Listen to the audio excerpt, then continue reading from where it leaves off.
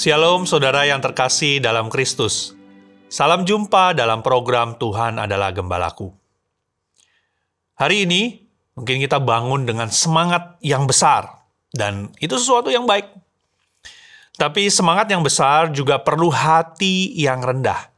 Karena apa? Karena seringkali kejatuhan tidak dimulai dari kesalahan yang besar, tetapi dari hati yang mulai merasa terlalu tinggi.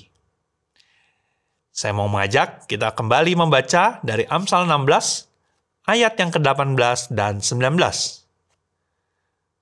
Kecongkakan mendahului kehancuran, dan tinggi hati mendahului kejatuhan. Lebih baik merendahkan diri dengan orang yang rendah hati, daripada membagi rampasan dengan orang congkak. Saudara, ayat ini bukan hanya peringatan tetapi juga sebuah cermin. Kesombongan jarang muncul secara terang-terangan. Kesombongan bisa tersembunyi di dalam cara kita menilai orang lain, dalam rasa tidak mau untuk diberikan masukan, dievaluasi, atau dalam perasaan bahwa keberhasilan adalah hasil murni dari kemampuan kita semata. Amsal dengan tegas berkata, kesombongan adalah jalan menuju kehancuran. Kenapa, saudara-saudara? Karena hati yang tinggi tidak bisa diajar. Hati yang tinggi, hati yang sombong itu tidak bisa ditegur dan cepat sekali menghakimi.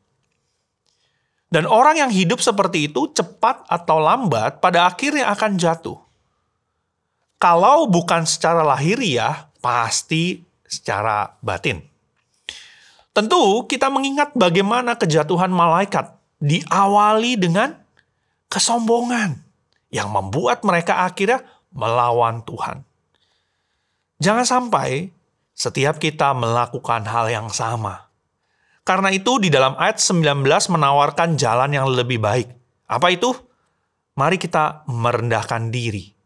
Bahkan jika itu berarti kita berdiri di antara orang-orang kecil, orang-orang yang tidak dianggap, lebih baik kita berada di sana.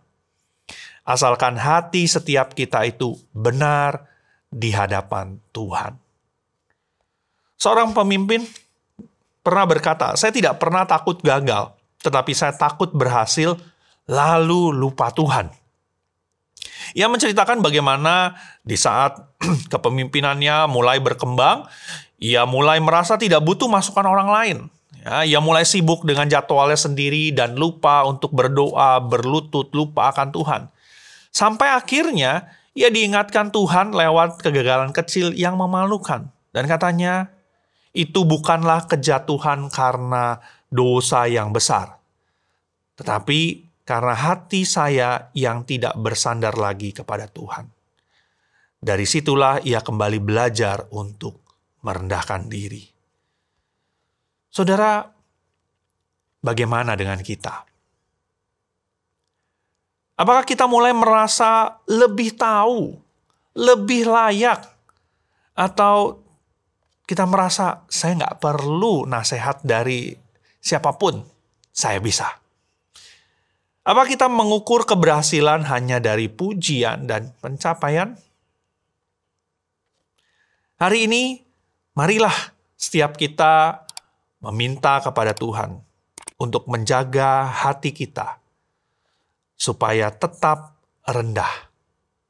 Bukan rendah diri, tetapi rendah hati. Karena hati yang rendah adalah hati yang siap untuk dibentuk Tuhan dan dipakai oleh Tuhan. Dengan cara Tuhan, bukan dengan cara kita. Hari ini, mari kita jangan takut untuk merendahkan hati kita. Lebih baik rendah bersama Tuhan daripada tinggi dan jatuh tanpa Tuhan.